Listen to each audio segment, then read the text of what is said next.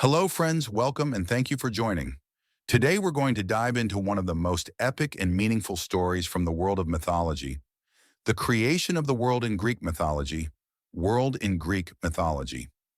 This story is not just an ancient fairy tale.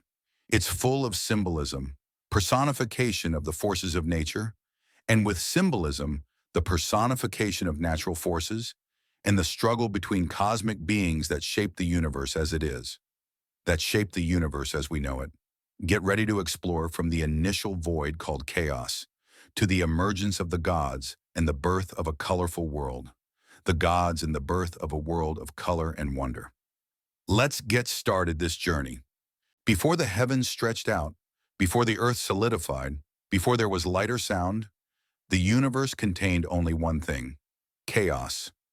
Chaos is not explosions or destruction like in modern movies, but rather a formless, directionless, timeless void. It is the primeval void that encompasses all potential, where everything that exists now was once hidden.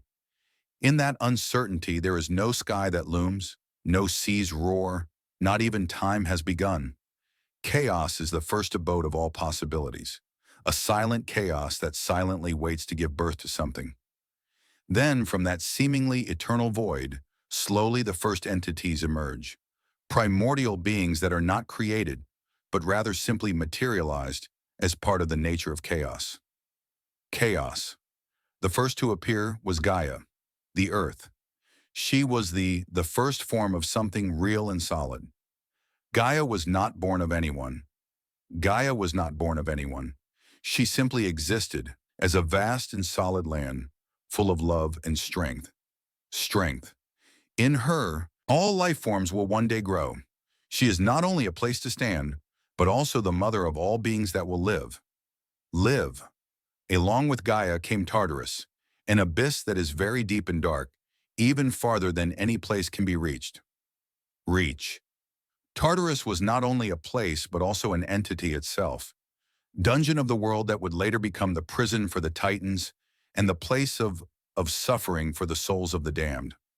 In many stories, Tartarus is depicted as a horrible place, much deeper than the underworld, as far underworld, even as far as the skies from the earth. Then comes Eros, the power of love and attraction. Not the diminutive Eros with the arrow of love, as in the later myths, but the ancient Eros, the myths, but the primordial Eros, the cosmic entity that made the first particles attracted to each other, united the separated attract each other, unite the separated, and move the world toward creation. Towards creation. Without Eros, there would be no harmony, there would be no life, and the world would remain frozen in the solitude of chaos. Then came Erebus, the personification of the darkness in the underworld. Erebus encompasses all the space that has not been touched by light. He is the primeval shadow, the darkness that envelops all that is yet to be formed. Formed. Along with Erebus, Nyx, the eternal night, was born. Nyx is the one who holds the world in silence and secrecy, the power that makes creatures rest, dream, and sometimes fear. Makes creatures rest, dream, and sometimes fear. She is not only night in the sense of time, but also a symbol of what is hidden, of fear and tranquility at once, and serenity all at once. All of them, Gaia, Tartarus, Eros, Erebus, and Nyx, are the beginning of beginnings. They are not ruled by anyone, not subject to the laws we know today. To the laws we know today, they are the primeval forces of nature that form the basis of all things. From them, the universe will continue to evolve, layer by layer, story by story, until gods and humans eventually emerge. Chaos, which seems empty and desolate, turns out to be the womb of everything. After the emergence of the primordial entities from the void of chaos, Gaia, the earth, felt the void in her vast and silent eternity. Although she is the seat of all possibilities, nothing moves on her body, upon her body. There is no sky to shade her, no stars to dance upon it, and there is no sound but perpetual silence. In her natural wisdom, Gaia created something great from herself, of herself, Uranus, the sky. He was horizon that stretched majestically above Gaia, covering her vast body and embracing her from end to end. Embracing her from end to end. Uranus sparkled with starlight and whispered the first softly moving breeze over the earth. He became the partner of Gaia, the sky that envelops the earth, the protector and overseer of all things that are, would be born. From the union between Gaia and Uranus, the first creatures were born, the first creatures to populate the world. They were not like humans or animals, but giant beings that represented the great forces of the universe. First came the Titans, 12 mighty beings who would later become the ancestors of the gods. They were Okeanos and Tethys, who would represent the oceans and rivers, Hyperion and Theia, who were associated with the sun and light, Cronus and Rhea, who would become the parents of the Olympian gods, and 6 others, Coeus, Phoebe, Creus, Mnemosyne, Themis, and Iapetus. However, Titan wasn't the only child of Gaia and Uranus. From Gaia's womb was also born the Cyclops, a giant, one-eyed creature with extraordinary powers, incredible strength. They were not evil beings but great craftsmen who would one day make weapons for the gods. And finally, the Hecatoncheires were born, giants who were even more grotesque and monstrous in form. They had 100 hands and 50 heads. Hands and 50 heads. These creatures symbolized chaos and the uncontrollable forces of nature. Storms, earthquakes that were not yet recognized by the young world. However, when Uranus saw the children Gaia had born, he was horrified. He did not understand the meaning of their forms and was terrified of their unrivaled power, especially the Hecatoncheires and Cyclops, whose forms were not as beautiful as those of the Titans. He feared they would overthrow his rule or disrupt the world that was just beginning to take shape. In his fear, Uranus committed a cruel act. Whenever Gaia gave birth to new children, Uranus immediately shut them back into Gaia's body, hiding them deep into the bowels of the earth. The children never saw the light, and they never saw the light, and Gaia had to endure the pain and suffering from holding back offspring that could never be free. Gaia, who was loving and patient, finally couldn't stand it. She felt betrayed by Uranus, the partner she had created from herself. In her silence and pain, Gaia began to plot revenge. She knew that one day, one of her children would have the courage and strength to stand up to heaven and free his brothers and sisters from the darkness of the bowels of the earth. And this is where the seeds of rebellion began to grow. From injustice, the intention to change destiny was born. From suffering was born a force that will shake the world and overthrow the old powers. Gaia's suffering grew heavier by the day. Her body was filled with children who should have been free, but instead were locked up in the bowels of the earth by Uranus, the sky, the partner she herself had created. Every night, as Uranus covered Gaia with his sky, he did not realize that his wife has begun to secretly plan an end to his cruelty.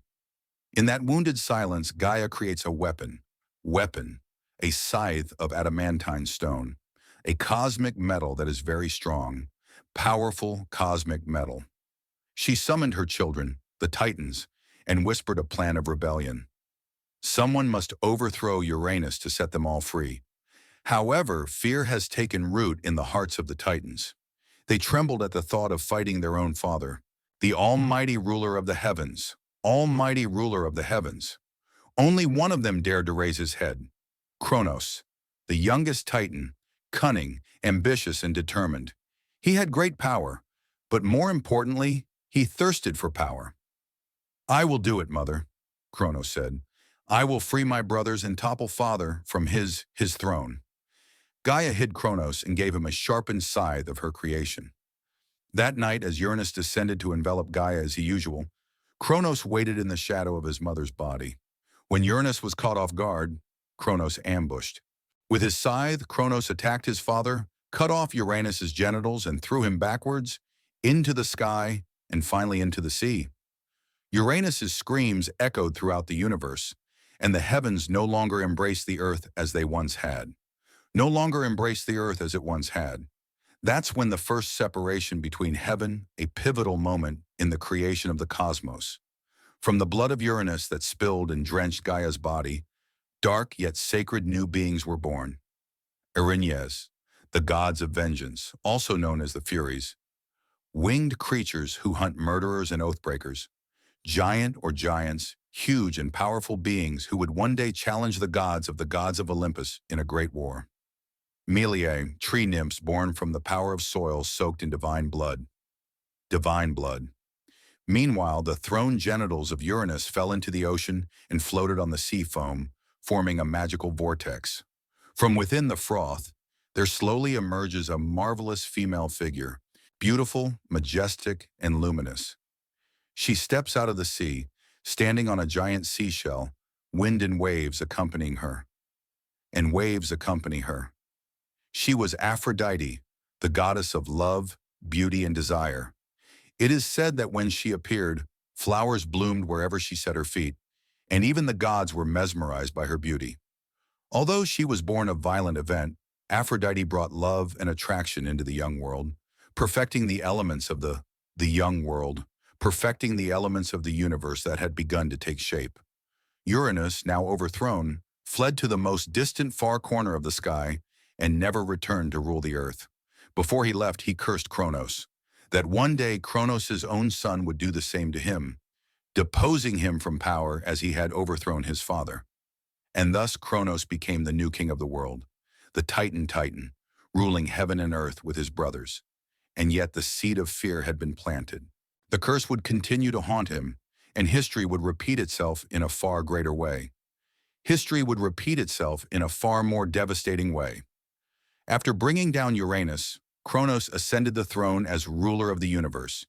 He led the world alongside his brothers, the Titans, and organized the natural order of things. The world seemed peaceful and orderly under his rule. This is known as the Golden Age, a time when humanity had not yet been created, and everything still lived in cosmic balance. Cosmic balance. To strengthen his power, Cronus married his sister Rhea, a wise and loving Titaness. Together with Rhea, Cronus wanted to build a new generation that would inherit the world. However, deep down in his heart, Cronus held a deep fear. Before the fall of Uranus, the celestial had cast his final curse. "As you overthrew me, you too will be overthrown by your own son." Those words were etched into Cronus' mind, like a dark shadow that never goes away. The suspicious and paranoid Cronus did not want history to repeat itself. He was determined to break fate, even if he had to do something heinous. Heinous. When Rhea gave birth to her first child, a daughter named Hestia, Cronus immediately took the tiny baby and swallowed her alive. Alive. He did not want to take any risks and believed that by swallowing his children, he could avoid the fate that had been foretold. Rhea could only cry, but Cronus did not care. He considered it a small price to pay for eternal power. Year after year passed, and every time Rhea gave birth, Cronus did the same thing. Demeter, the goddess of crops, was swallowed up at birth. Hera, who would later become the queen of the gods, did not escape the same fate. Hades, the future ruler of the underworld, was swallowed without hesitation. Poseidon, the future god of the sea, also entered his father's stomach. Imagine Rhea's grief, a mother who lost all her children, one by one, just because of her husband's fear of prophecy. In the belly of Cronus, the children did not die. They were alive but trapped in eternal darkness, unable to grow or be free, just like Gaia had kept her children in the belly of the earth. Rhea was heartbroken and angry at the same time. She loves her children and cannot bear to see them fall victim to Cronus' paranoia. Cronus' paranoia. In silence, just as her mother had done before, she began to devise a plan of vengeance, a way to save her children and end the cycle of cruelty. And end the cycle of cruelty passed from Uranus to Cronus. And from that feeling of loss, love, and hope would be born the world's last hope. Zeus. Rhea, the great and motherly goddess of the earth, could no longer bear to watch her children being swallowed up by Cronus one by one. In her heart, there was a burning determination and hope. So when she conceived her sixth child, she vowed that this baby would not share the fate of her older siblings. When the time for childbirth came, Rhea secretly went to the sacred island of Crete, and in a hidden cave on Mount Ida, she gave birth to Zeus, her last child, who would one day change the destiny of the world.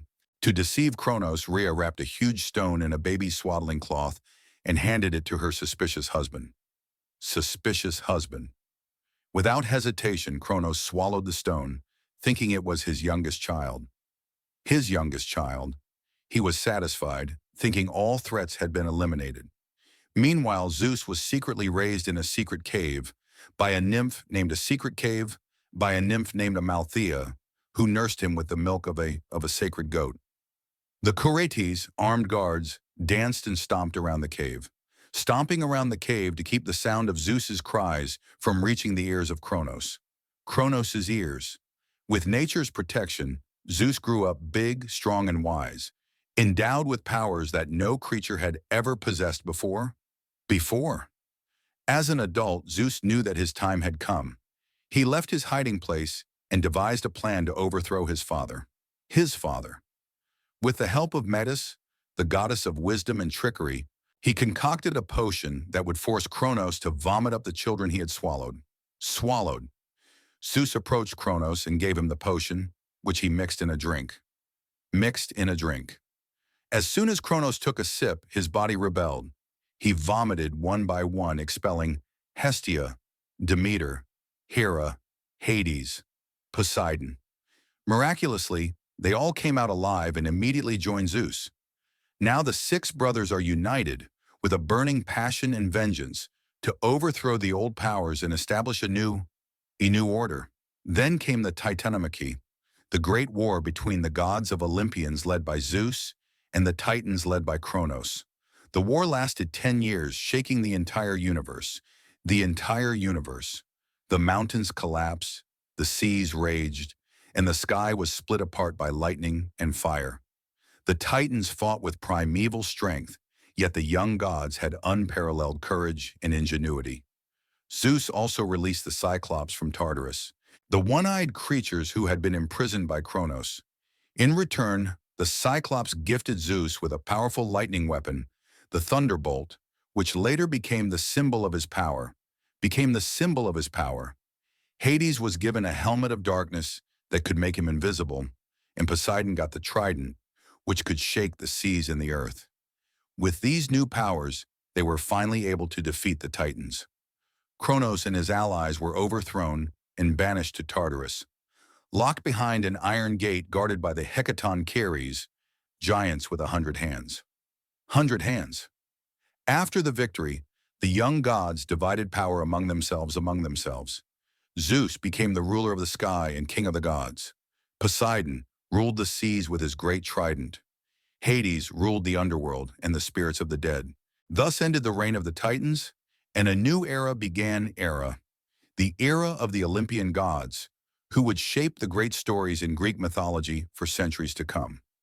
After the cataclysmic war of the Titanomachy ended, the once chaotic and conflict-ridden world began to once chaotic and filled with conflict, slowly began to find its shape and balance. The power of the Titans had fallen, and it was now up to the gods of the Olympus to lead and organize the universe. Zeus, as the supreme ruler, built his throne on Mount Olympus, a sacred mountain that rose through the clouds. It was there that he and the other main gods settled, forming a divine council that would watch over and protect the world. Mount Olympus was not just a place it became the center of the new order, a symbol of cosmic peace and cosmic order. Together with her brothers, Hera, Poseidon, Hades, Demeter, and Hestia, and the next generation of gods such as Athena, Apollo, Artemis, Ares, Aphrodite, Hermes, and Hephaestus, Zeus established the divine laws, dividing their respective roles and their respective fiefdoms. But the world was not yet perfect. It was still empty, desolate, without mortal beings who could enjoy or populate the fertile earth. So along came one of the most important figures in creation mythology, Prometheus, a titan who did not participate in the rebellion against the gods, and even sided with Zeus in the Titanomachy. Prometheus in the creation of man. Prometheus, whose name means the forward-thinking one, had a great love for mortals. He created the first man from clay, then molded him with great care and compassion. After the body was molded, he asked Athena, the goddess of wisdom, to breathe in the breath of life, and so man became an intelligent and sentient mortal life. But man, who was fragile and weak compared to other creatures, needed more help. Prometheus stole the sacred fire from Olympus, a gift that only the gods possessed, and gave it to man. With fire, humans could survive, cook food, create tools, and build civilizations. Prometheus's actions angered Zeus because fire was considered a symbol of the power of the gods that should not be given away. Just like that. So Prometheus was severely punished. He was chained to the top of a mountain, and every day an immortal eagle would come to his door. Every day an immortal eagle came to peck out and eat his liver, which would grow back each night, an endless punishment for the rebellion he had committed in favor of humanity. The beginning of the great stories after the creation of man, the world began to fill with various creatures such as animals and plants that filled the earth. Creatures, mythological creatures such as centaurs, satyrs, nymphs, and monsters such as the Medusa or the Minotaur. Heroes, legendary heroes, demigods who would later become the central figures in Greek epics.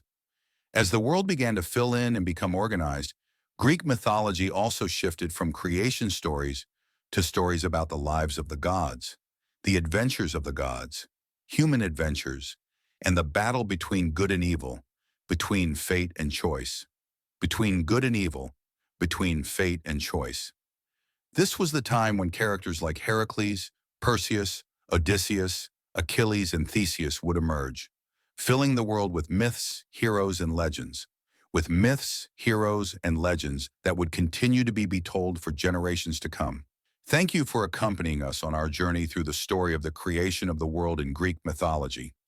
From the emptiness of chaos to the birth of the gods and the formation of the world, we have seen how the ancient Greeks interpreted the universe through a story full of symbols, conflict, and magic.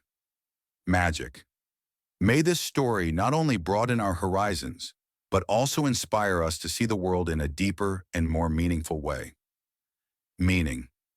See you in the next mythological tale. Stay curious, keep learning, and keep exploring the world of legends. Learn and keep exploring the incredible world of legends.